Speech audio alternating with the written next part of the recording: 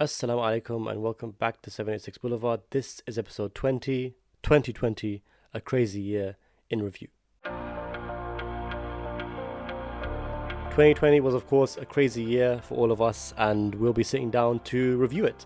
We'll be speaking about myself, Hasnain and Ali. We'll be speaking about how we each changed personally and grew in this year. We'll be speaking about how the year started with the US and Iran on the brink of war and what our kind of reflections were on that.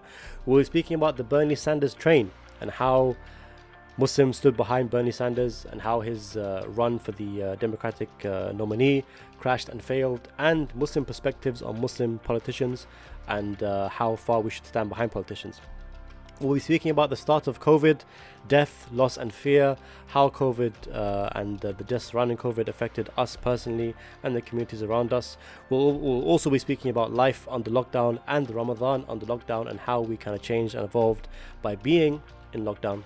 We'll also be discussing Hachem and sectarianism and the debacle that broke out on Twitter when someone stopped fundraising for her because they realized that she was Shia. We'll also be speaking about the Black Lives Matter movement, how it blew up, and the protests that followed George Floyd. And finally, we'll be speaking about the start of this podcast and where we're going from here. Thank you for joining us here at 786 Boulevard. Hello. Someone told me I say hello too loud. It makes them jump in their seat whenever they say Alright guys, salam, we're here now. Hasnain, Ali, how are you guys doing? You right? How's everyone doing? Yes. How are We're you? here, I'm good, thank you. We're here to reflect on 2020, the craziest year in my lifetime, and I'm guessing, Ali, even in your lifetime. I forgot one thing. Give me 1 second. What did you forget? We're gonna continue. Okay, I'm not go, cutting go, this go. out. Yo, I don't know where he's gone. Hasnain, who's breathing so heavily in the microphone? I was like, all right, let's go. Hasnain, 2020. How's it been for you? I mean, just some. Where do you even start? I mean, we've got a lot of things to talk about. Inshallah, Yeah, but I mean, it came out of nowhere because the only thing I remember from early 2020 was February or like sometime mid-January into February. My office moved office spaces, so we left the older building and we got this brand new office building in Midtown, brand new, like really beautiful, really nice. Legit, it felt like we were there for like 2 days because the next day they sent us home. They're like, "Hey, lockdown, go home. We're working from home. This, that, and the other." All my snacks are left at my cubicle. My plants are probably dead. My popcorn is probably still. I'm so upset, but that's all I remember. And then from there, it was a huge adjustment, like lifestyle wise, because as somebody who's like a city boy, like I'm out and about all the time. Right, My whole routine was switched up. Hmm. Taking the train into work, seeing people, especially when you're in Manhattan, so crowded, going out for lunch, going to the gym right after. By the time you're done, it's like night, like your whole day's gone. Now it's just like, I feel like I'm in California. The day just never ends. It's freaking slow, man. But no, it was a huge life-changing experience. But then one really beautiful lesson I learned was how no matter what obstacles come in your way, you can always adapt. Adaptability was a huge thing for me, especially like going to the gym. Gyms were closed, so what you gotta do something different. Restaurants are closed, you gotta start cooking. Just like adaptability. Ali, All right. Ali, 2020. We'll get into how we all changed in 2020, but just like 2020 in a short reflection. I mean, crazy year. Where do we start? What are you thinking? You know, when they said that it's going to be a week of lockdowns or week of curfew in New York City, I was like, yeah, right. It's going to be like maybe 2 or 3 days and we'll be right back to normal again because this is New York City. 6 months later, I'm in Colombia. Trying to escape. I think one of the craziest things about 2020 is the fact that Trump was impeached this year. Like I always forget that, and it's like that's like one of the biggest things that happen in American history, let alone anything else. And it's like because we've had such a crazy year, the fact that these big things, Chadwick Boseman died this year. Yeah. There's so many crazy things that happened this year. Inshallah, we'll try and tackle a few of them. But just kind of like starting off, getting a bit personal. how did each of you, and I'll include myself in this as well, change in 2020? And you can be as personal or as abstract as you want. But I think it is a very interesting conversation because, COVID lockdown has changed everyone, I think, this year. Yeah. So Hasnain, let's start with you. Going back to my comment about adaptability, I think personally, I've been more in tune with myself. Like I realized it's okay to literally just be alone. Before it was like, feeling a lot of loneliness, but now because you're forced to be alone, I kind of found solitude in being alone, if that makes sense. This year I got to utilize that time to like read books and watch movies and start this podcast and contemplate or like reevaluate some of the films that I'm doing. So although it's not like the hustle and bustle of my lifestyle being in New York City and everything slowed down, it gave me a breather. Like the biggest accomplishment for me this year was being adaptable to change and realigning my spirituality with the Quran, with my Salah, all that stuff. So I'm really grateful for that aspect of it. Yeah, I think for me, I mentioned this last time, but the biggest thing about lockdown was, you remember those first few days, few weeks where everything was just kind of like dead silent. Yeah. And, you saw those videos of New York and other busy cities were just completely switched off and no one is there. And like going out, like for me, like, here we had we were allowed to 1 hour exercise a day or something.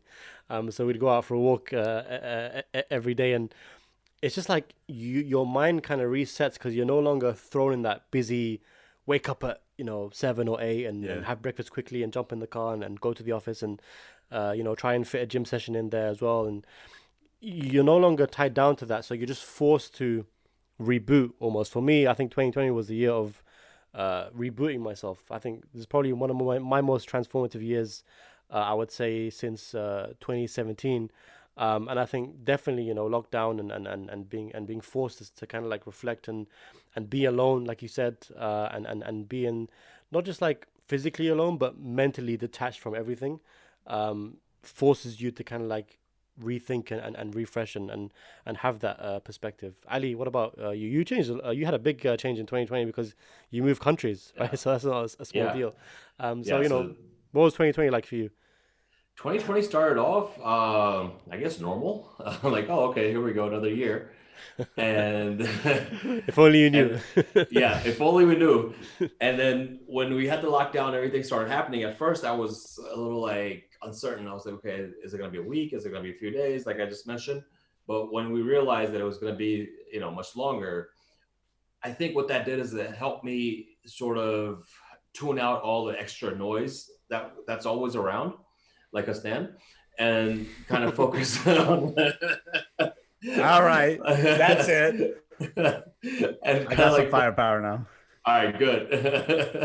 And kind of, like focus on what I really want to do, realign where I was headed, what I was doing, and kind of refocus again, and then just go for that. And for example, like coming down to Colombia, I wasn't planning on coming down to Colombia in the beginning of 2020. As a matter of fact, even like after it started, the quarantine, I still wasn't thinking about it until, I don't know, whatever it was, like late June or May. Wow, so it was a pretty last minute decision for you then.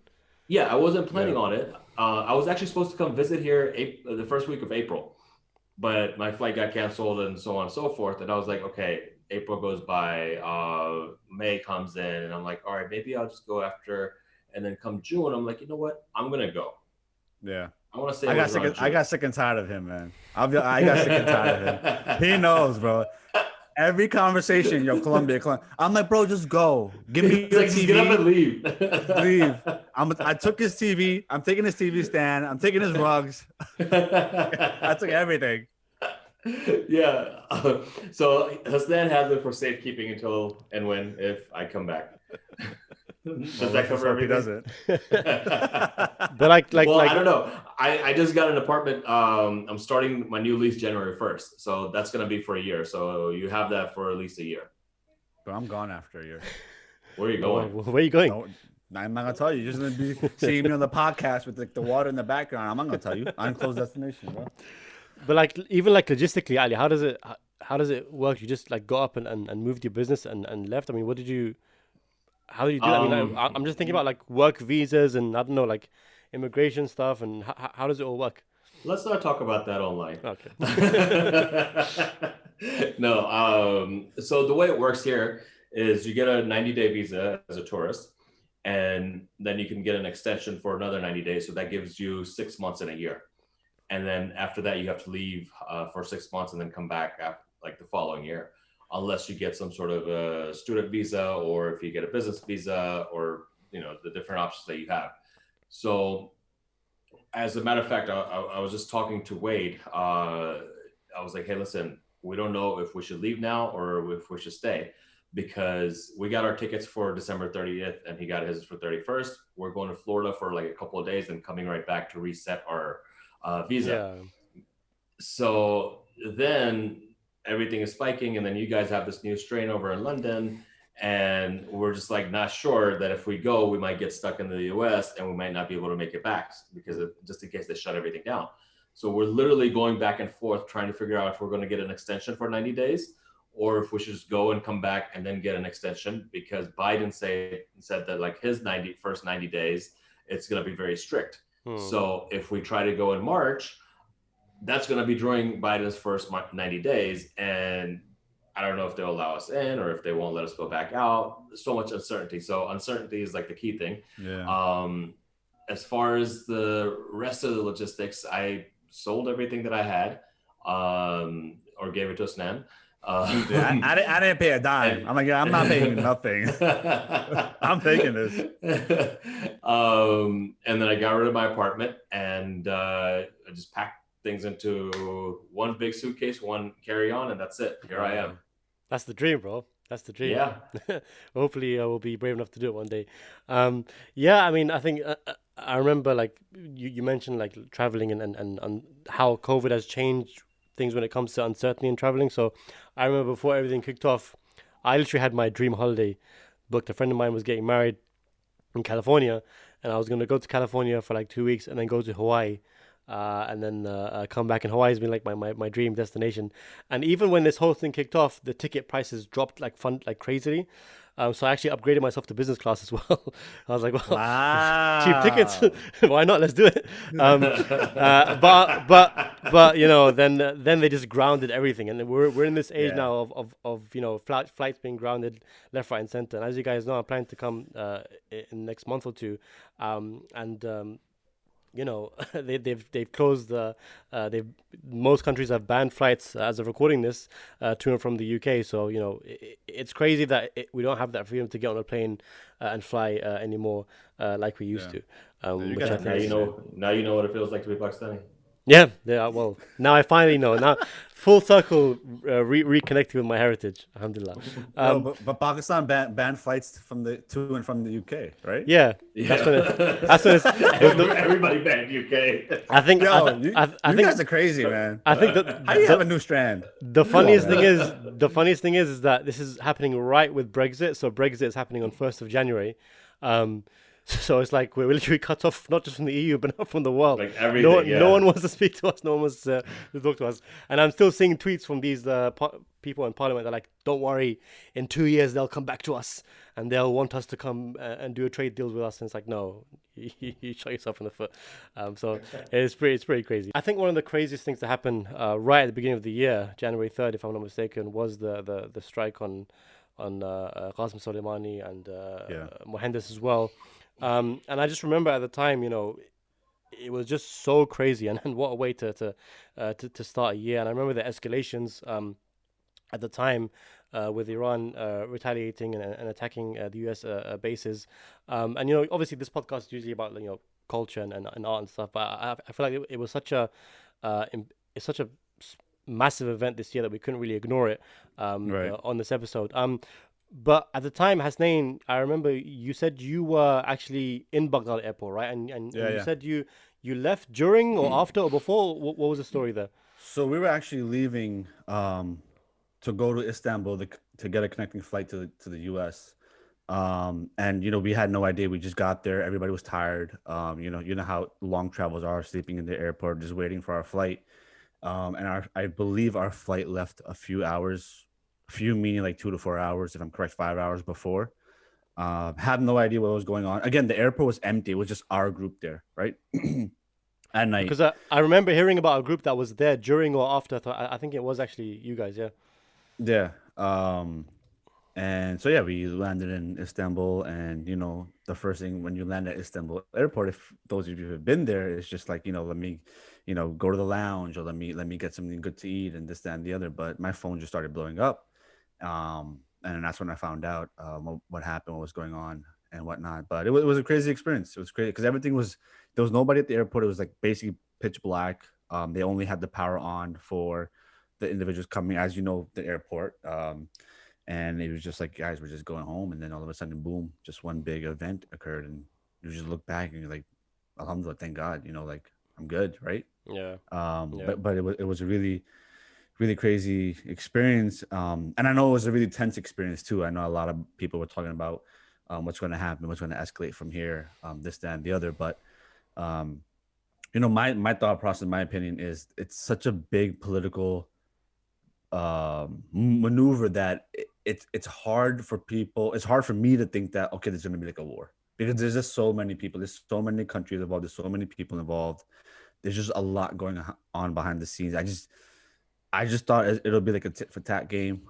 One hit here, one hit here, and that's it. But like, it's just sad. You're playing with like human lives and this, that, and the other. And I really believe that Trump needed to show of power, because his whole presidency, it was kind of, people, half the people took it as a joke, other people took it very prideful.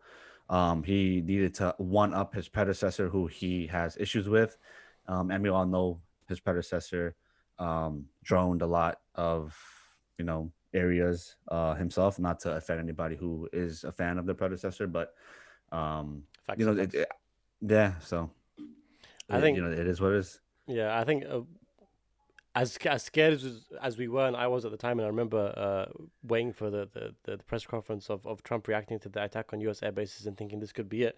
Realistically, I think the time of boots on the ground kind of war is over. I think it's all about now proxy wars and sanctions, and I think that and drone attacks and that kind of stuff. I think that's how war looks now. But I think as crazy as 2020 has been, we almost kind of forget that we have a man such as Donald Trump as president doing these things.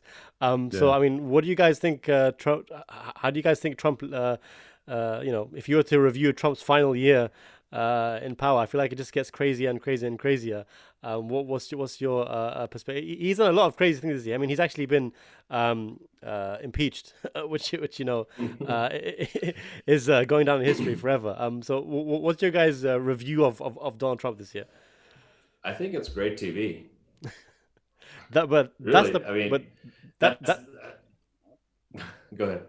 Yeah, but you're playing with people's lives, man. You're playing with people's like livelihood. Like, the biggest thing that's going on right now that I constantly see is everybody outside of the U.S.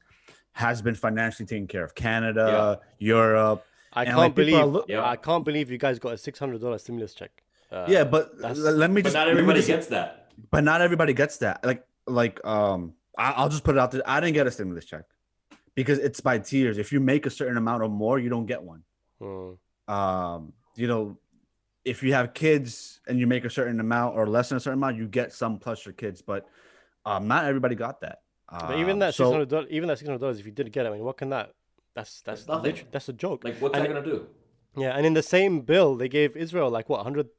Some crazy number. If you read the COVID relief bill, a lot of it was like some sort of aid, COVID aid. I think it was called COVID aid or to Israel or something. It's like, well, you have your own American citizens that are dying and suffering, and but you're sending it somewhere else. Yeah. Yeah, it's a joke, man. Horrible. It's that's why 2025, Hasnain Ali. 2024. Well, I'm skipping a year. Okay. Okay. We'll run. For you, U.S. president, please vote for me. What's your policies? Whatever Kanye's policy is. Kanye, by the way, has disappeared since he ran for president. He's nowhere to be seen. Listen, I'm impressed. He got 60,000 votes somewhere He got in the 60,000 votes. Wow. Yeah, That's crazy. Okay, but that's good. it's a joke. It's some people would say he was good for the economy. Some people say he's good for businesses. Some people say if COVID never happened, it would have been different. Um, I'm talking about those who are pro Trump because there's actually a lot of them here in the surrounding areas. It's just he really showed faces in America. He really showed how a country's actually really divided. And it's really sad. And again, everybody has their own opinion. Everybody can vote for whoever they want to vote for. But it was astonishing to see that much of a divide. And correlating to that, you also, like, we hear, at least me, I also get a lot of news in the UK about how there's also a divide there, and like you guys are going through something, I don't want to say similar, but something that of your own, with your own prime minister or whatever it is. I don't know what you guys have there. I know you have the queen, and then I don't know how, whatever. She But doesn't you do guys, it. She just I don't know. puts her face on money. That's it. Listen, Yeah. yo. Look, I don't know, man. Like, I get what you're saying with the economy and the jobs and small business and all of this, right? So it's very helpful, and the stock market is going up. Yeah. And on the other hand, the things that he's doing at the expense of people's lives, like you mentioned, at the expense of putting people in cages, at the expense of like just basic human rights. Right. And I remember I was talking to somebody, I think you might have been there as well that day in Astoria. We were sitting there, we're talking, and somebody mentioned that, like, oh, this isn't the first time that it's happening. Other presidents have done that in the past as well. I was there, yes. And at that time, I didn't really think about it, but later I thought about it. So I was like, okay, so I didn't know that was happening before, if it was happening before. I know now it's happening, so I speak up about it. Right. So what you're telling me is you knew it was happening, but you still didn't speak up, but you were actually more concerned about economy?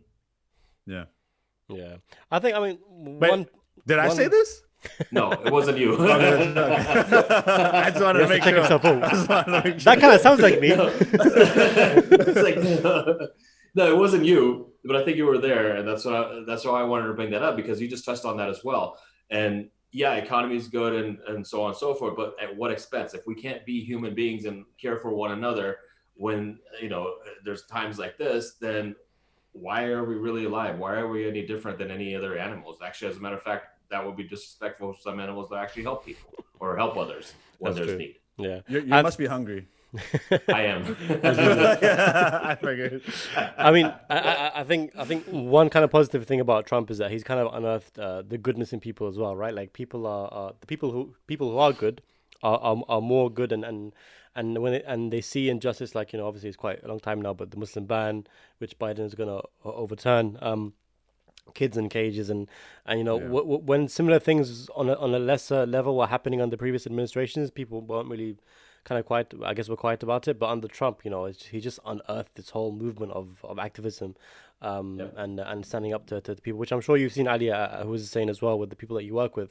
So many people are up now and ready to fight for justice, which I think is a beautiful thing. I think one of the movements that kind of rose up to try and take down Trump was the Bernie Sanders movement. So I'm guessing you guys are both Bernie Sanders voters, fans, right? Yes? No? Yeah. Listen, I was on the Bernie train. You were on the Bernie train. Hasnain, were you on the Bernie train? Just keep in mind your future on the podcast depends on this answer. I leave it up to Allah subhanahu wa ta'ala. That's it. I was a big fan. I was a big fan of Bernie. I was. Yeah.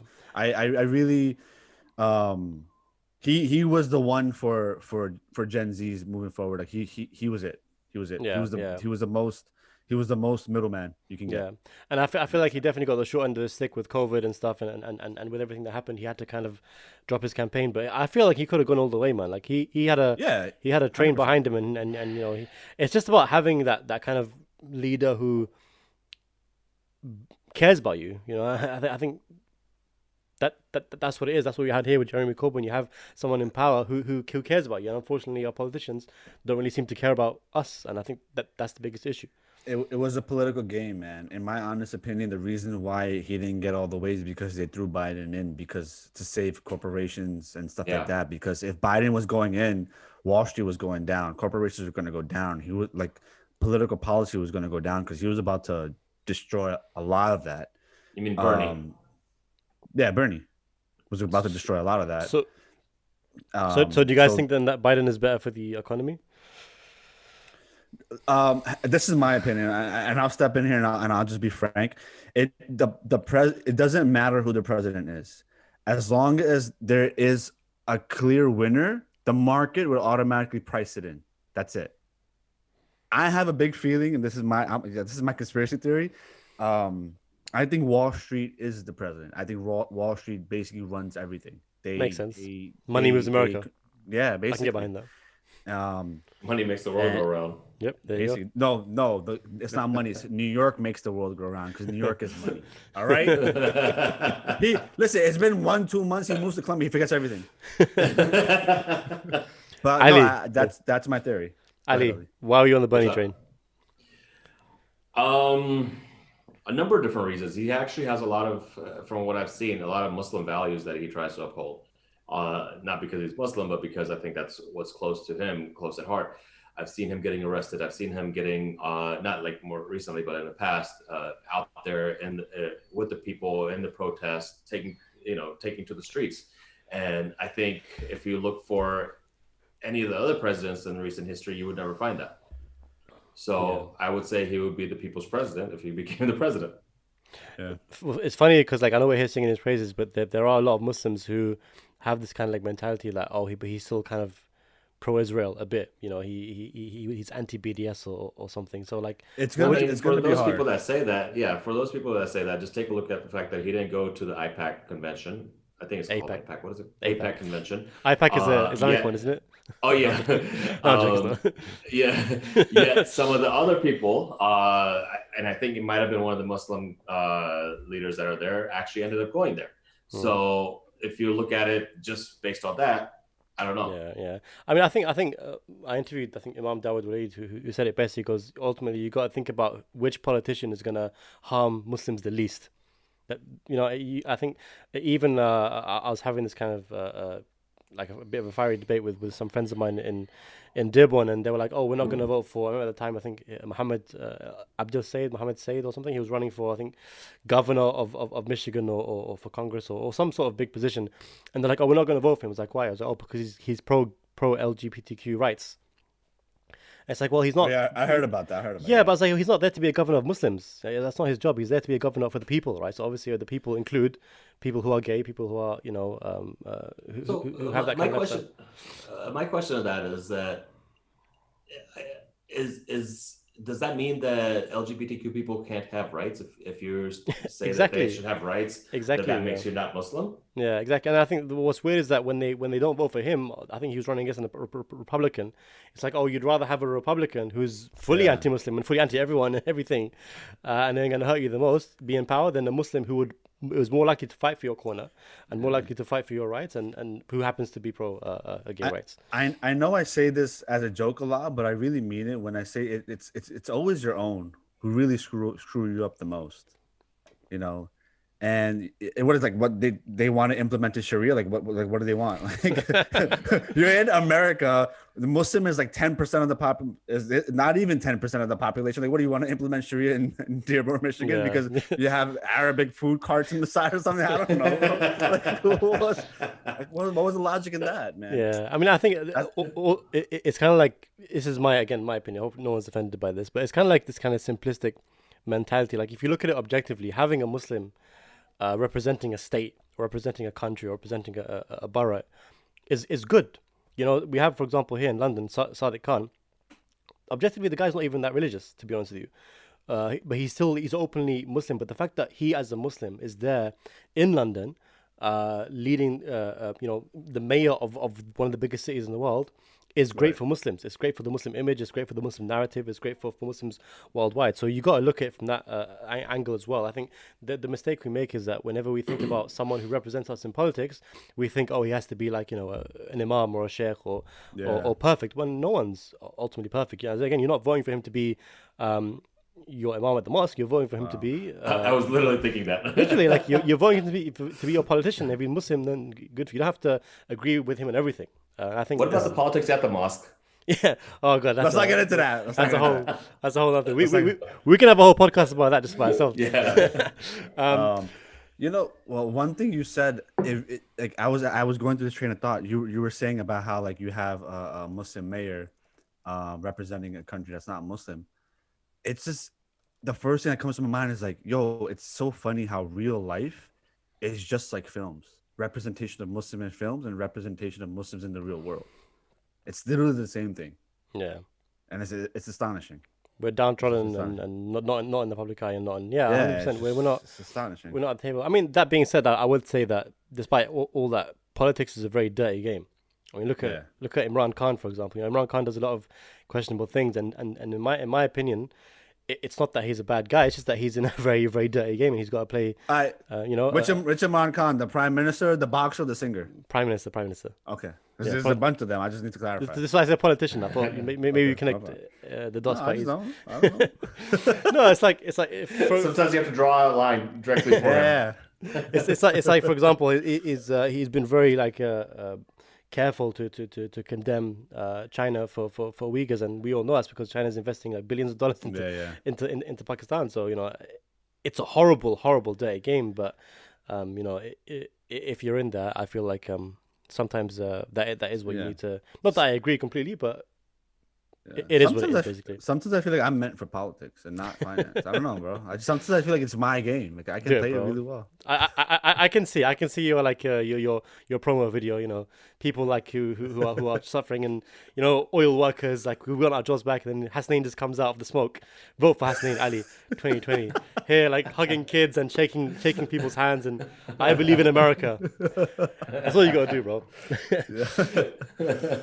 Make America fun again. Make America fun. After the Bernie train, one thing after another this year was the start of COVID, and we spoke briefly about lockdown and stuff. We'll get into that, but before we get into that, let's speak about like you know, let's be realistic and speak about the loss and fear that came with COVID. I mean, I'm sure all of us here lost people that either we know who are family members. Friends of we all have mutual friends that have lost parents to COVID. So like just seeing that kind of like that loss of life around you, how did that kind of impact you? I guess change your perspective, if at all. How did you guys deal with it? And did you guys lose anyone this year? I guess just friends that we know of or their family members. I haven't personally lost anybody directly as a family member, thank God. I have had family members who had it. I've been lucky and I didn't get it. But it's been tough because you know it's very unexpected. You don't know who's going to get it, when they're going to get it. But alhamdulillah, we're still here, and hopefully it goes away soon. Yeah, man. That's this is the first year ever that I visited the hospitals and the graveyard multiple times. Many of the community members here lost their lives. Many of my coworkers have been affected.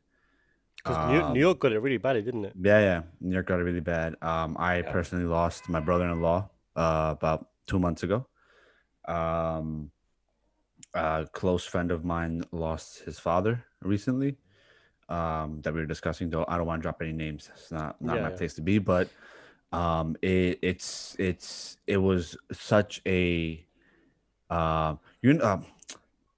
so one conversation I was having with a friend was how the Quran speaks 1/3 about death. Like the Quran, 1/3 about the Quran is death, and it's just like this is an eye opener. This really is an eye opener. You know, think about yourself, and it's been a really sad time to see people go through it. And it's interesting how some people just walk around like they don't even care. But New York has been hit the hardest, and I know that a lot of people here, the biggest struggle wasn't like what are we going to do, what's going to happen. The biggest struggle is, hey, I can't find an open plot to bury my loved one. That was the most the most heartbreaking point. Hey, I don't have a plot to bury them. I can't afford a plot to bury them. Can any plot take me? Because, you know, in Islamic tradition, our burials are different. That hit the hardest for me. It hit the hardest for me. Yeah. Yeah, even me personally, my grandmother passed away this year, a few months ago, and it's crazy because as in we couldn't really tell if it was COVID or not. So she had what's the word when she had Alzheimer's, and she was in a care home, and so she's been like kind of like gone in many ways for years, and she passed away this year, and that was like to be honest with you, one of my first real hands-on experiences with death, with someone so close, because like obviously the washing and the burial and stuff, and you know, me and my cousins literally lowered her coffin into the grave ourselves. So like it was definitely kind of like an eye-opener. I feel like I want to be very cautious when I say this, but like I've always been, when it comes to death, very comfortable, okay with the idea of death, because I feel like, you know, as our faith teaches us, it's just a part of life, right? And I feel like what death is for me is just like a crossing into the next world. The same way when you're born, you're crossing into the real world, right? So crossing into the next world, and having that context for me really changes my perspective on things, because I feel like, you know, however much we go through in this life, and 2020 of course has been a crazy year, however much we go through in this life and whatever we go through, when you step back into the next life and you're in, inshallah, hopefully we'll get to heaven, we're in heaven, and you know, we're okay, inshallah, we're looking back and we realize that everything we suffered in that life, which is so small, and it flew past an instant, helped elevate us in the next life. It's like, okay, it was worth it then. It was a great return on investment, wasn't it?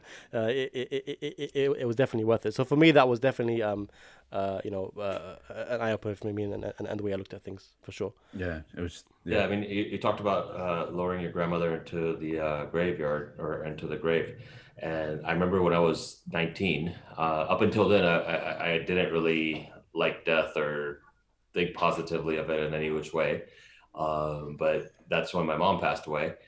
And it was sudden, because one night I go to bed, the next morning she's already in the hospital. I don't get to talk to her again. I don't get to see her again. She goes into a coma for about a month. Then she ends up passing away. So I don't remember the last conversation I had with her. I don't know if we were fighting, or if we were happy, or what was going on. I don't remember the last thing we talked about at all. And after that happened, I realized how, you know, it can be so sudden, and without even having anything going on previously. But anyway, I don't want to get too much in the details of it, but like I remember lowering her into the grave, like you just mentioned, and like having a conversation with her, because obviously when, as our faith says, that after we die, we can still hear. So having that conversation put me a little more at ease, realizing that, okay, I'm not going to see her for right now. It's as if she's just going away for a while, and then eventually I'll see her again. So like traveling, or if somebody goes to another country or something. So that's kind of how I dealt with it back then. And I think that may be helpful for people who are going through things where they've lost loved ones right now, how they can kind of look at it for now, and they'll be able to see their loved ones later. Yeah, for sure. And I think we forget that our faith teaches us that this life, like I said, passes in an instant, right? So, you know, as big as things seem now, and I think this is also like a personal development thing, as big as things seem now, like when you have that perspective, when you cross into the next life, where you just think that, okay, there is a life where things are infinite, you know, never ending, you know, compared to this, that's nothing, this is nothing compared to that. And I think having that perspective really helps you with your faith, but also as a person, with your patience, you know, strengthen you. That's definitely, what it's done for me. And again, like my grandmother, it was hard, but she was also, we saw it coming. It was bound to happen eventually. She had Alzheimer's. She was in a care home for a few years. So we saw it coming. So, you know, my heart goes out to anyone, to you, Ali, and to anyone this year who's kind of like lost people suddenly, especially with COVID, because I can't begin to imagine what that is like. And hopefully everyone kind of, keeps their head up and comes out of it. Moving on from that, we move on to life under lockdown. And I think that it's something we're so used to right now, but when it started, it was different for everyone. Some people hated it. Some people loved it. I definitely am of the latter. I loved lockdown. Obviously, you'll love it. I Hoodie guy. I absolutely loved it, man. I was at home every day. I'd wake up, turn on my, especially during Ramadan, because you weren't having breakfast, so you just wake up, open your laptop, and just start working. And you know, just that freedom and time to think and reflect really just helped me a lot. So I mean, not kind of revisiting what we already said, but how was life under lockdown for you guys? How was Ramadan under lockdown for you guys as well? It was difficult, man. I remember the first couple of days. It was difficult because we're so used to going to the mosque or going to NYU, where would see the community and opening the fast together. It's a communal thing. It's hard to do by yourself, and especially for me personally, I was all alone, like in my box in Manhattan, nowhere to go, no one to talk to or anything. So that made it even more difficult. So I guess are you generally someone who like goes out and socializes a lot with people? You are a lot. Okay. Man, he's never home. I go Kelly, home. are you home? No, I'm not home. I go home to sleep. And now, actually, as a matter of fact, like it's changed so much. Even here, even though there's no lockdown here, I'm home a lot more than I used to be, which is strange for me. And like I'll have breakfast, food, lunch, dinner, everything delivered to me as opposed to going out, even though I don't necessarily need that right now. But after a couple of days, what a few of us did is we decided to start having iftar together. So right at iftar time, we would all just come on Zoom and like talk to each other and eat and discuss things. And that's kind of how we got through it. I know a lot of people saw that, but I know a lot of people did that, but I find that so sad. I know that's really sad to say, but it just seems so sad to me. Sorry, guys. I'm sorry. This guy would rather be home alone than talk to people, even on Zoom. Honestly, I didn't talk to anybody on Zoom. I joined like once or twice, and I'm like, yo, this is weird, bro. I'm gonna just hop off. Bro, turn the TV on, take out that sag ghost and the naan, and you're ready to go. That's my iftar. No, for me, I mean, like honestly, it changed me it forced me to change my perspective on everything. One, secondly, it made me realize that I can live anywhere, because I was wondering if I was so attached to London, which I mentioned before. Two, number three, I mean, it forced me to rethink my whole life. I mean, I'm full-time freelancer now. I spoke about this. I'm sorry, I didn't hear. Full-time what? What was that again? Full-time freelancer. Okay. Okay, got it. So I mean, but even that kind of was born out of being forced to be alone and think and reflect, and I absolutely loved it. I mean, there was a lot of it wasn't all cozy with roses and stuff. We went to me and my family went to Turkey for a holiday, and like that was the first time like I really switched off completely, because even usually you guys know when I come to the US or when I travel anywhere else, I'm still working or like traveling or meeting people or speaking to people or reciting. But here, like I was forced to just be still and be switched off. So like it was the first time I kind of reset in years, and I realized there's so much stuff that I'd like kept inside me that was just kind of like floating to the top, that I had to kind of let go of, fights that you've had in the past and things that you kind of forgotten about, that I realized that subconsciously I was still holding on to and had to let go of. So for me, even that was like a huge reset for me as well, just kind of confronting that and realizing, man, you got a lot of stuff to deal with, and you better deal with it soon. So this whole year for me has been definitely good in terms of development and self-growth and personal growth. It's definitely helped me a lot. Hasnain. Yeah. Ramadan was really easy, so that's a positive. It was so simple this year. No complaints whatsoever. A lot of self-development. I mean, I spent more time, like I said, spiritually. Finished the Quran for the first time in my life. I never was able to finish it. Nice. Actually on the verge of finishing it for the second time. Nice. Just started reading more, because when you start reflecting, you realize, okay, I wake up, I have breakfast, I go hop on the train, I go to work. I go to the gym. Yeah, you don't have time to think. And then again, I read so many books this year. If you follow me on Instagram, I've been posting pages on them. That's not a plug, I'm just saying. No, it's just, you just venture out into uncomfortable territories and realize, why didn't I do this earlier? Yeah. Spent more time outdoors. Gyms were closed, couldn't go to the gym. So what I did was I started working out differently. Noticed how my body had to adapt. that's the only word I can think about this year is just adaptability. It's literally you have to survive. I mean, like you have to do what you have to do. We ended up doing his birthday on a mountain. On a mountain. Oh, I saw that. Yeah. So for my birthday, because usually for my birthday, I always travel. I go away. This year I couldn't really do that, so I was like, you know what, we're all gonna go hiking. And I told Ali, I'm like, listen, I know. Where'd you go hiking in New York? Empire State Building. What was it?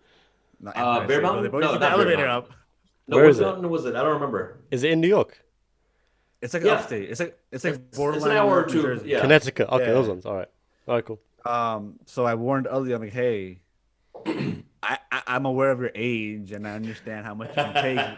We're gonna go up, not forward. We're gonna go up. Are you okay with doing that? And he was like, yeah, I got it. That was fun. Like, when you say hiking, it's like you have those axes and you're like climbing and hitting the rocks and pulling yourself up, or was it like a bit of a stroll with the wires and stuff? I think you should get out more and not just be at home, so you know what a hike is.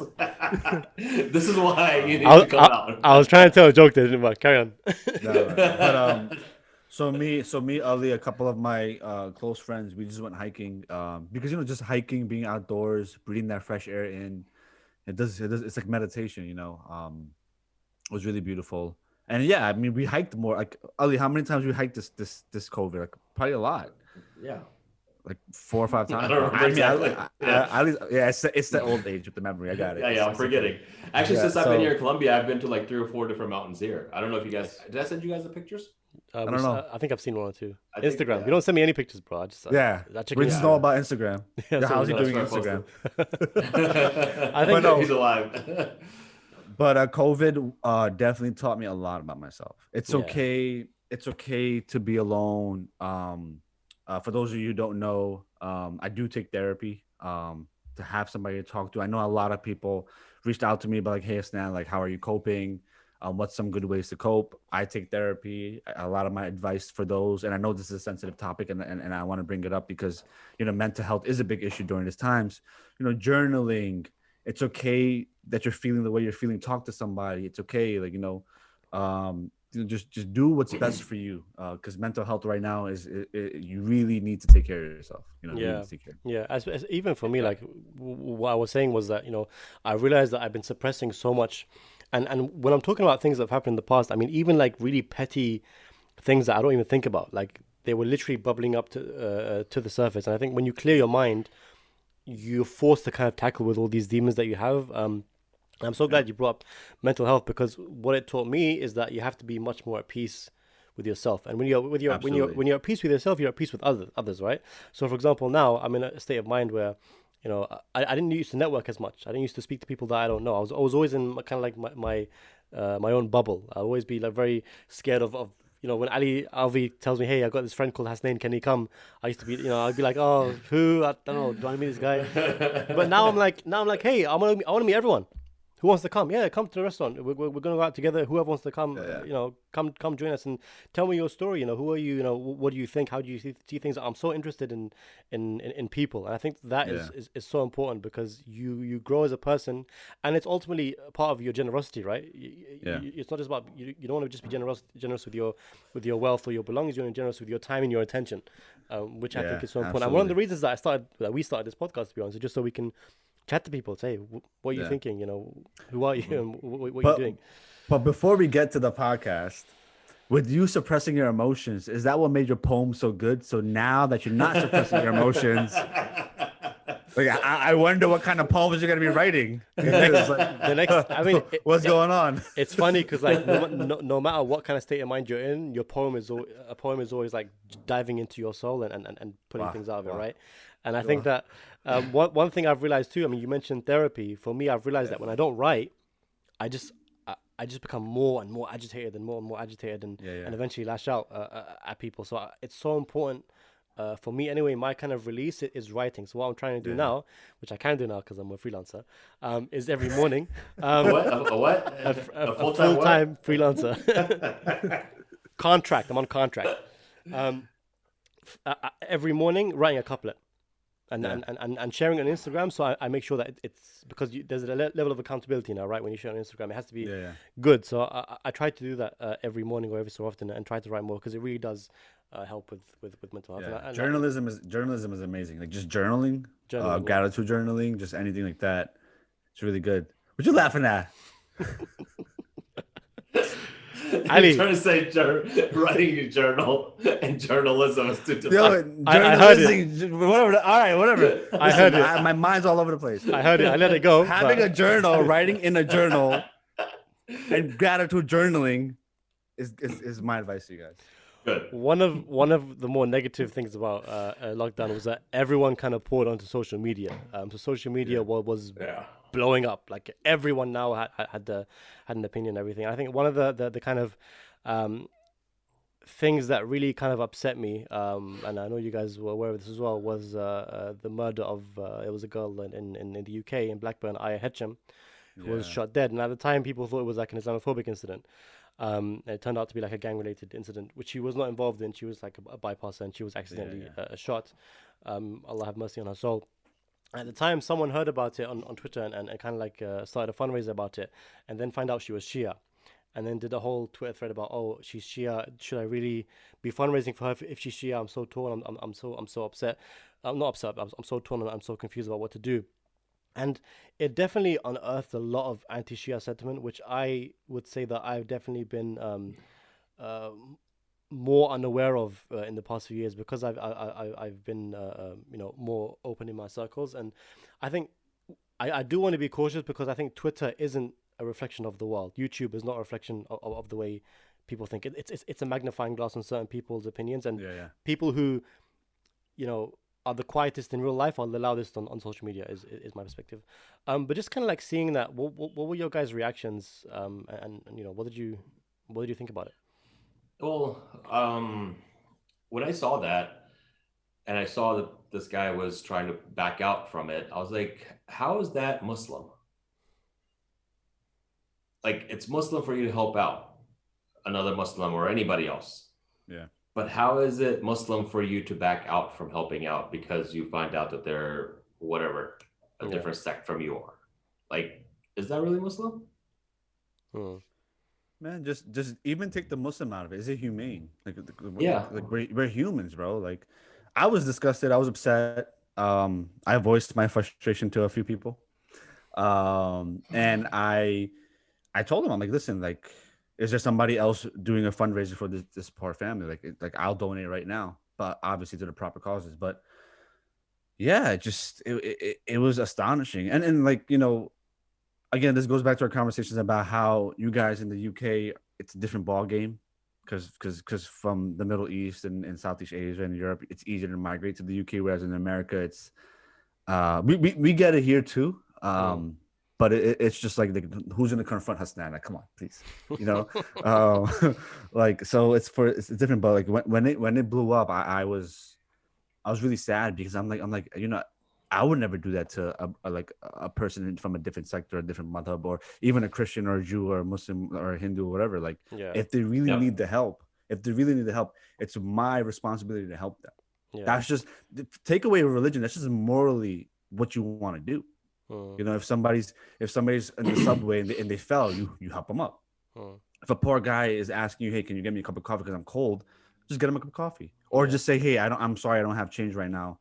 God bless you, and I hope somebody else can help you. Like, it's just, I don't know, man. Like where's the respect? Where's the morals in this world nowadays? It's just really sad.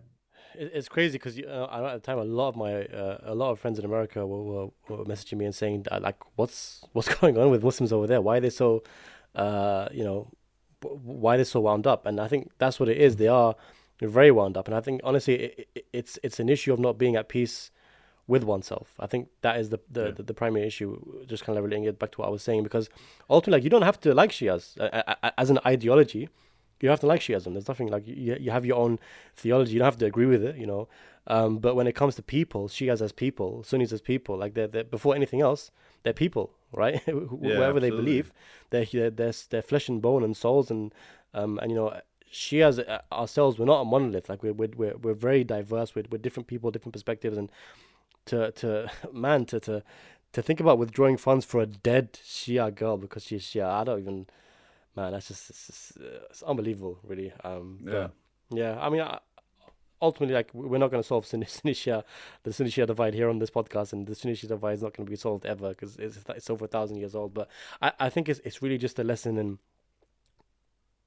really just making sure that these kind of sentiments don't exist on both sides, because it can happen on both sides, right? And really just being mature about having these conversations. And I always like go back to you guys, because you guys, the mosque that you attend is, attended by both Sunnis and Shias. So, do you guys ever have these kind of issues there at, NYU? I mean, I feel like sectarianism in America is much, much less than it is here. I feel like there's a much more of a kind of like mutual understanding, even if there is a disagreement. I'll let Ali go. Yeah. Like, for most part, it's good, but every now and then you're gonna have people that are not. What's the word I want to use without being? You're gonna have people that are not broad-minded, and they're just kind of in their own little bubble, and they'll end up saying or doing things to be disrespectful to others. But I would say for most part, majority of the people, everybody just kind of hangs out, does whatever, and meets up with one another, eats together, goes out for dinner. Yeah, I think the community here, and I'll speak to both Hoy Center, which is a very orthodox masjid, and I'll speak to NYU. With NYU, it's mostly the working youth, the student youth that come, with their open-mindedness. I think there's a respect for one another. Like, hey, listen, like, we're good, bro. You pray this way, we pray this way. We're praying, we're good, right? We eat together, share food. And, whenever there's an instance that comes up where somebody says something, and again, both ways, this is not just a one-way street, it's both ways. Like, for example, if a Shia says something to a Shia will stand up for that Sunni. If a Sunni says something to a Shia, the Sunni will stand up for that Shia. That's kind of how it is. It's just like, we don't tolerate that. This is an open, open place. Anybody come in, and not even just Muslims come. Like we have so many. The Jewish community comes, the Christian community comes, the Indian community comes, the Sikh community comes, because that's what I like. It's just a welcoming thing. Now, actually, as a matter of fact, I just want to touch on something before we move forward. On Friday prayers, the Jewish community stands outside with like signs welcoming people to come in for prayer. That's beautiful. Yeah. I didn't know that. It's amazing. And then we can also touch on what Ali does with the Who's the Saint stuff, because that's also correlates as well. But I'll let him touch on that later. But when you talk about like the Orthodox like masjids, right? Like the one that I grew up going to, you might think, okay, they're Orthodox, they're like, arrogant, closed-minded. Actually, it's not, because when I was growing up, you had Sikhs come to the masjid to hear about like Imam Hussein and the Prophet. There were Sikh people that would come in, Punjabi speaking, and they would speak to my dad, and you'll have like different people come, and you'll have like the sheikh would invite like the Jewish rabbi to come in. I remember a long time ago they threw like this Molotov thing at the door, and you had like literally the whole community just come out, and not just Muslims. You had everybody center, come out. Yeah. So even though like, and the funny thing is, 2-3 blocks away they have a different masjid for those from a different madhab, right? And they came out, and it's just like even in the Orthodox spaces, like everybody is welcome.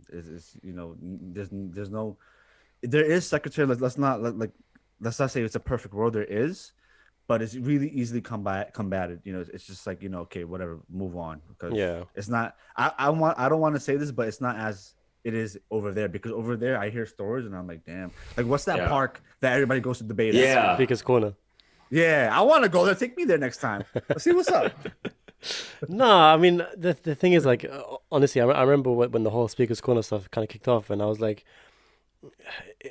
what kind of benefit are you going to get out of it? There's a really nice hadith by Imam Hussein, about Imam Hussein, where someone comes to Imam Hussein and says, hey, I want to debate you.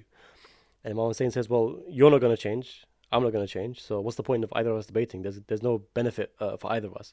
So I feel like when it comes to dialogue and discussion, there needs to be some sort of benefit. If there's no benefit involved, it can lead to, unfortunately, it can lead to escalations in emotions, and because obviously the history between the way Shias view history and the way Sunnis view history is completely at odds with each other, right? And there's a lot of emotions involved in that, and I really feel like having a discussion about it needs to be beneficial. There was a great video I was watching on YouTube just now. I'll send it to you guys.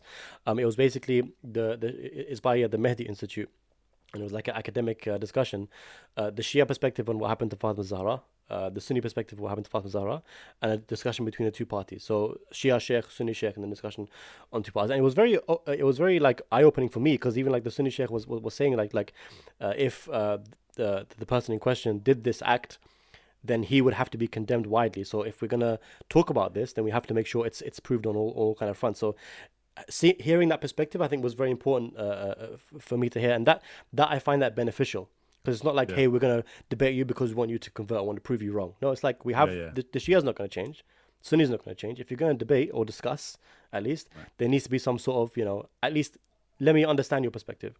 If the debate is, hey, I want to understand a Sunni's perspective more, or a Sunni says, I want to understand a Shia perspective more, that's a healthy debate. But to debate almost as if it's a boxing match and throw something down, personally, I don't think, and I even say this to the Shias who kind of participate in the ones that I kind of know of and meet from time to, and see in the community from time to time, and I've always said, like, I don't feel there's a benefit personally in you kind of debating, because the people who you're debating are not going to change, and all it's going to do is kind of escalate tensions between the two, and ultimately and that's what's happened here. Frankly, that's tensions have been escalating high and high, and it has in the past exploded, and it will continue to explode. So yeah, that's kind of like my perspective on it. Yeah, that's a great perspective. Yeah, I'm very wise, I know. Thank you, Hasnain. All right.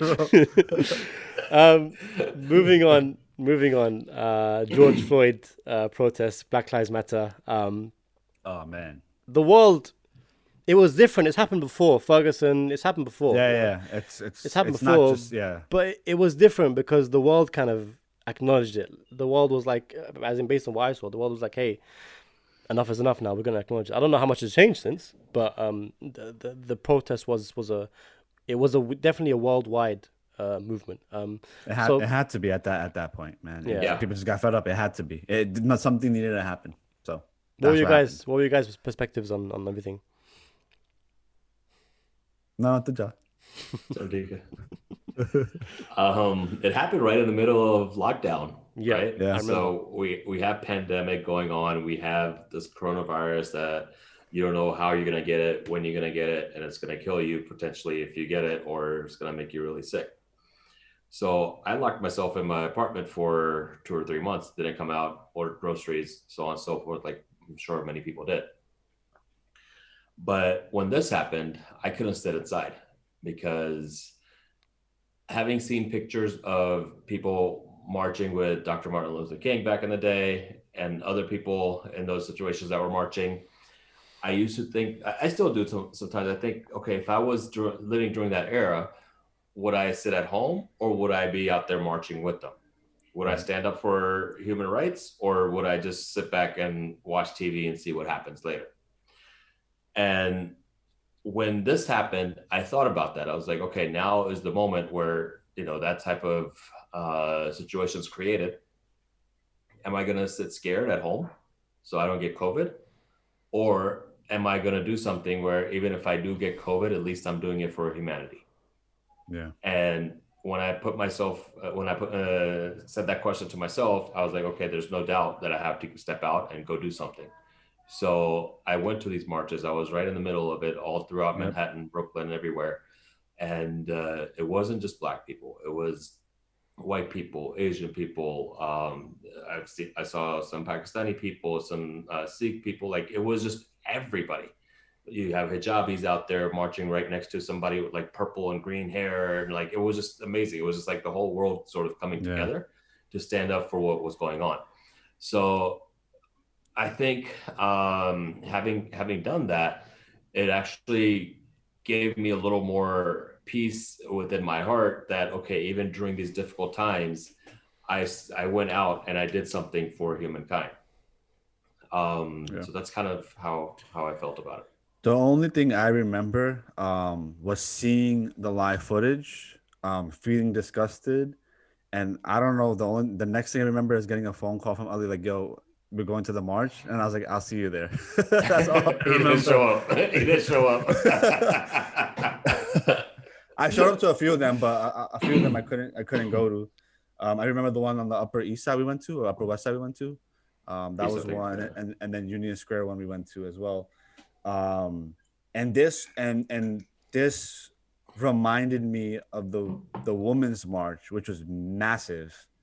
Remember the Women's March in New York City? After Trump got inaugurated, right? Yeah. That's the only thing that it reminded me of. I remember the Women's March. I got off Grand Central. It took me 3 hours to make it 4 blocks. No, it's crazy. Yeah, and this reminded me of that because it was massive.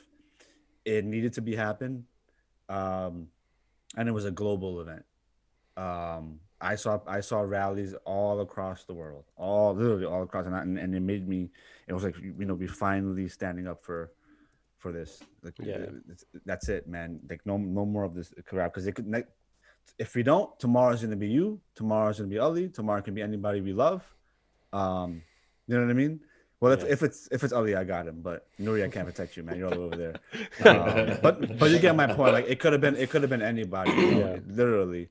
And it comes down to, unfortunately, in my honest opinion, racism. It just these cops are, I don't want to blame them all, but this is like you're bred into this. It's like a disease that's happening. We need to fight back. So that's my perspective. I mean, I think it also kind of forced conversations everywhere. So I know like every other business and brand and corporation jumped on the train and said, hey, we're going to do this and that, and whether they did it to save face or whatever is another conversation. But even in Muslim communities, like there was conversations around racism, about how people are treated. Some very frank. Even in our community, there was that clip that went viral of Sheikh Nouri, really good friend of mine and someone who we look up to, talking about how he's faced racism as an imam and a sheikh of mosques. I saw that one. Yeah, so it's like the conversations have changed so much, and I'm so glad it happened. And I guess maybe like everyone in lockdown and being forced to reflect, and Trump, and it's all kind of like coming together and making people rethink things. But have things changed? Are things gonna change? Will black people continue to be gunned down by police? What's the story? I mean, it's been going on ever since, right? Like if you take a look back at Hazrat Bilal, right? That was during the Prophet's time, and people were racist towards him because he was of dark complexion. And it's happened throughout time, and it's happened with slavery. It's happening in the Pakistani Indian community. Even if you're darker brown than me, then you're lesser than me, or whatever, however they see it. That's why Ali makes fun of me. So I don't know if it's going to stop. I don't know. To some degree, it's always going to be there, I feel like. But the way I look at it is that if you're looking at someone that is a different color skin, or just looks different from you, or a different culture, different religion, and you're looking down at them thinking you're better than them, aren't you really pointing a finger at God and saying that he created something less than you? Yeah. That's deep. So you got to take a look at it and say, listen, I'm just like any other person. Yeah. And that's what Islam teaches you. That's what the Prophet said, that, Arab is no better than a non-Arab, and non-Arab is no better than an Arab, except for in your deeds. So are your deeds really that you're thinking about somebody else of a different complexion, lesser than you? Because if that's your constant deed, how are you going to answer to God? There's a really nice tweet from Khalid Baidoun, quite an old one, which says racism doesn't, just paraphrasing, racism doesn't end, it changes and adapts with time. So before you had slavery, now you have, for example, gentrification and the way cities are built to kind of, and racism, it's much more hidden. I feel like the police shootings are the most obvious versions of racism, but racism across America and across the world is much more hidden. It's more in things you sometimes it's in things you say on the side. It's in looks you give people as well. And I think that's really where it needs to. That's things that we can each work on, right? I think that's very important. I just remember something. It's also a double standard as well, right? As Muslims, we say, yeah, everyone is welcome. We have all races and so forth.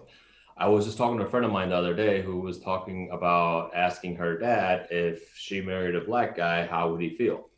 When her dad is all like very religious and all open to everything, he's like, no, you can't marry a black guy. Wow. Like, how much of a double standard is that? And that's a very prevalent thing, by the way. It's not just it's all around, 100%. Yeah, and I just don't get it. Yeah, I don't get it either. I don't even know what to say. Hasnain, any final thoughts? Again, this is going to be an ever evolving thing. I think it starts at home.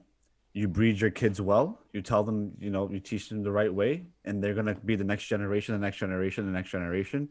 But it just starts at home. It honestly starts at home. And unfortunately, there's some people in the world who, are just bred a different way. They're just bred with a different mentality, and it's passed on to their kids, and the kids grow up thinking that it's okay, and it's passed on to their kids growing up it's okay. It just honestly starts from home. And all it takes is that one person through that chain to change a whole future generation.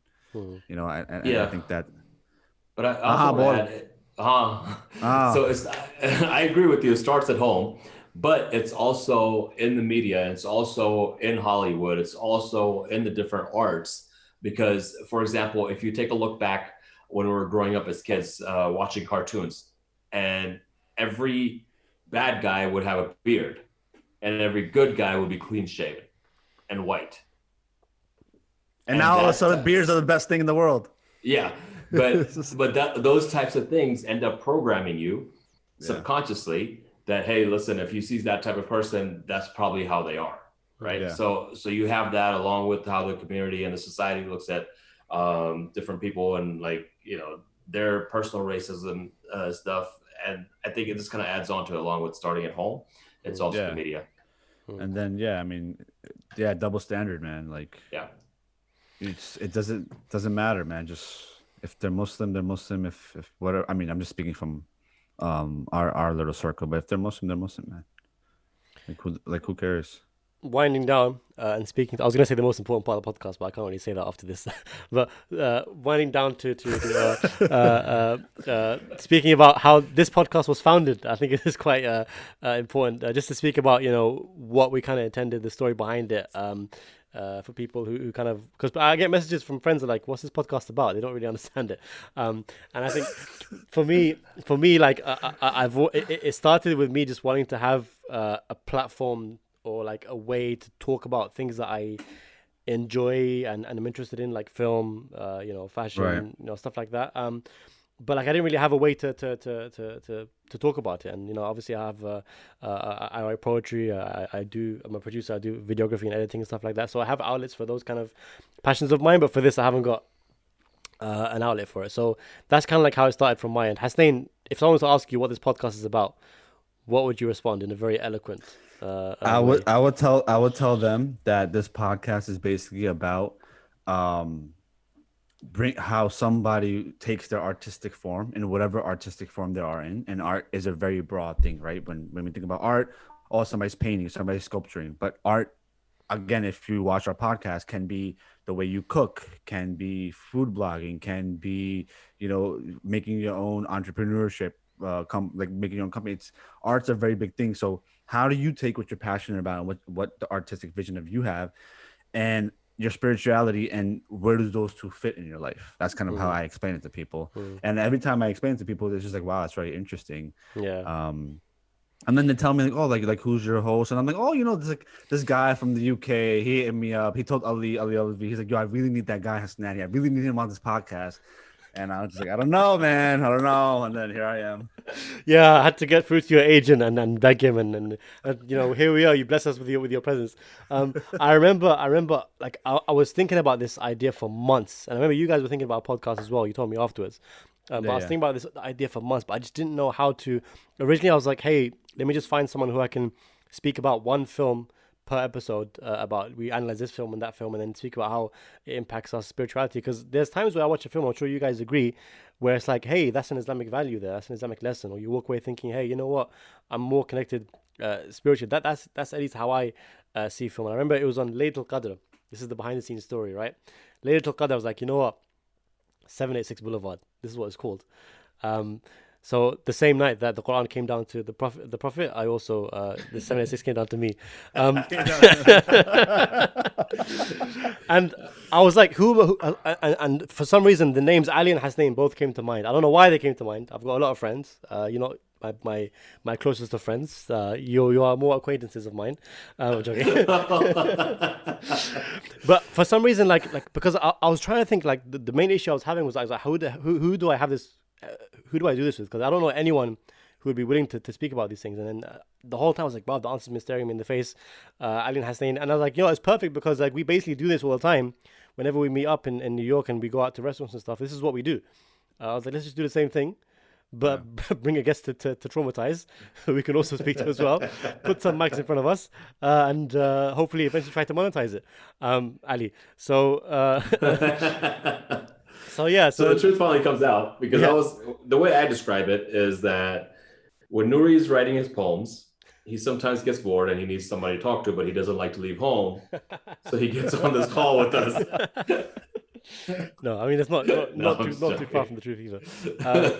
But I think ultimately like I'm just other reasons why I kind of wanted to do this, and I'm sure you and Ali, Hasnain, you Ali agree, is that I just want to speak to people who are doing interesting things. People who are artists, and who are filmmakers, and who are poets, and who I may not necessarily see eye to eye with. I think that's one thing about this platform that I was always very and you were quite vocal about this as well. Is making it an inclusive platform. Not everyone who's on here is religious. Not everyone who's on here is fully practicing. But like we're still interested in what they have to say and what they have to and how they think and how they connect spirituality to their craft. Because I think spirituality is a broader conversation than following Islam. And I think that's just the reality, and I think that's definitely something that interests me. So here we are. Yeah, no. So this reminds me of the first time I met you, Nouri. Remember the first thing you asked me? Are those sneakers real? Can I try them on? The easy. And that's how we connected. Yeah, that's how we connected. But no, so me and Ali were thinking about our own podcast. So it came at the right time, and when you described to me, hey, this is kind of what I want to do, I was all in for it. I was like, yo, this is awesome. And for the audience, because I get this question a lot, and I figured I might as well just answer here in like 2 minutes. The audience always asks me like, was it hard starting? Like, how's the chemistry? Like, do you guys argue? We argue all the time. We do, but that's normal. Where we get frustrated, but that's the beauty of it. We talk about what we love, and it's real. I think is the main thing. I think it's Hasnain that does the arguing mostly, because that's what he enjoys doing. Yeah, it's me. I argue a lot, but it's because when you're passionate and you want good quality work, which is what we're striving for, that happens. And this year, if you listen to our podcast episode by episode, everything that we just discussed in this podcast about like the change in 2020, the Bernie Sanders train, the COVID train, everything that the George Floyd, everything that happened, art flourished this year. If you look at it, art really flourished this year because of the events that happened in the world. So thank you to our guests for flourishing in their fields. And thank you for our audience to listen to us. Yeah. Now, Thank you. If there's any sponsorships, now would be the time to let us know. Appreciate it. Thank you for bearing with us. No, I think the audience we're trying to build is definitely a niche audience. Yeah. I don't want everyone to listen to this. I don't even care about numbers, to be honest with you. But I want people who really care about the subject matter. Right.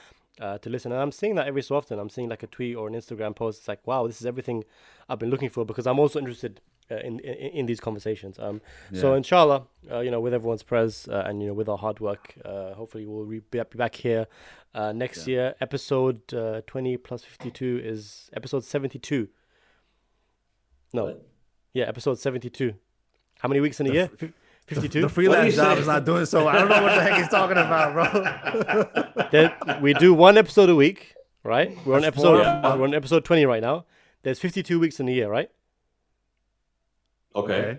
So next year, this time will be episode 72. That's what I'm trying to say. Okay. Got it. Episode Gotcha, 72. gotcha. We'll revisit this conversation. Who handles your finances? Me. I have made some TurboTax. I have made some big mistakes in the past. Yeah, still hurting. Okay, winding down. Ali, who's saying 2020? You are the head in chief in charge of who's saying North America. The Imam Hussein is head in chief in charge. Imam Hussein, you are vice head in chief in charge. No, nowhere near that. Tell us about the work you guys have been doing this year, because you guys have been doing a lot of great work, and we're seeing it on your Instagram feed. And I feel like it's important just to speak about it here. So tell us about how 2020 has been for you guys, and where you guys are going next year. Yeah, 2020. Once COVID hit, it slowed us down a lot because we were afraid to have the volunteers out, and with the possibility of catching COVID, we didn't want to put them, our volunteers who are always at the front lines, at risk of getting it, because then they go back and give it to their families and so on and so forth. So we pumped the brakes for a little bit just to be sure. And once we had a better idea and better understanding of what was going on and how to handle it, then things picked back right back up. And the fact that all the volunteers wanted to go and do something, they didn't want to just sit at home. They said, hey, listen, it's times like these that we want to be out there doing something. So from grocery deliveries to helping the neighbors, checking on neighbors, 40 acts of kindness to make sure your neighbors are doing well, not even going too far out of your local neighborhoods because, with all the uncertainty. So having said that, I was very surprised and very happy with the amount of production that our teams and our volunteers put out, especially during these times. And they really showed that, they're not doing it for themselves. They're doing it for Hasnain and Ali, who the organization is, all set up for. So that's where their true, I guess, Husseiniat came out. During these times where there's need for everyone, they were out there serving every which way they possibly could. And now going into 2021, I see that trend continuing. And as a matter of fact, even here in Colombia, we're starting to do some things in the coming month or two that we'll be able to show of the type of work that we're doing. Nice, inshallah. Nice, Hopefully awesome, you keep us updated on this podcast, inshallah. Final question, guys. 2021. What do you think 2021 is going to be like for you guys? What are your aims? What's your New Year's resolutions? I thought things were going to be better, but you guys over in London have this new strain. You're saying it as if it's my fault. I didn't make the strain. I'm sorry. I'm so conditioned to with the general, what is it called? The general brushing with a broad stroke. Racism is that what it's called? Is what you're looking for. The word. No. There's something else. There's something else. I can't remember it. But anyway. 2021, my goal is to get the damn vaccine. So if anybody in our audience can get me the vaccine, please get me the vaccine. Because I want to travel, man. I want to go back to how my life used to be somewhat. I miss traveling. Nothing feeds the soul like traveling. Especially. But you can still travel now. I mean, I've been traveling as well. Yeah, you can come. Look, I traveled here too. You're just scared. Yeah, it's not that bad, bro. I've done it. I traveled. I went to Turkey twice, and I went to Iraq. Yeah, it's been fine. I got a family to come back to, bro. We're on the bed behind you? I thought you live by yourself. I did. Fair enough, but that makes sense. Okay, fine. All right, fine. No, it's just, I want to get back to traveling, pursue my arts. 2021, I want to bring this podcast to bigger heights. I mean, we've accomplished so much on this. And in just a few months, by the way. When did we start? August or something? And I apologize, but Ali, when you were talking, I actually got a text message from a friend saying that she just watched our last episode and that she loved it. So let's just keep doing it, and this is for the audience. This is for us, but it's also for the audience. So Yeah, Ali, go ahead. Personal goals. Yeah, for Yeah, you. I was just gonna. Well, I don't know if I want to share all my personal goals here, but one of the things that I have so far here is that I've got 3 people that have never heard of Hasnain before in Colombia wanting to go and visit him for Arbaeen. Wow. So Nice. inshallah, in the next few months, I can get that to maybe 5 or 10, or we'll see how many ever, and I can't wait to take them and like for Arbaeen for the walk, because it's gonna be people that have never heard of him, aren't Muslim, don't know about Islam, but know about his story, and they want to go and visit. So I'm just like really excited for that. Documentary, freelance video producer. We'll talk about it. We'll connect. No, but inshallah, Call my people. my people will be in contact with yours. No, but inshallah, hopefully that is definitely a lot of. that's awesome. That's a beautiful way to end it. So yeah, wonderful speaking to you guys. Inshallah, we'll chat again soon. Inshallah. Take care, guys.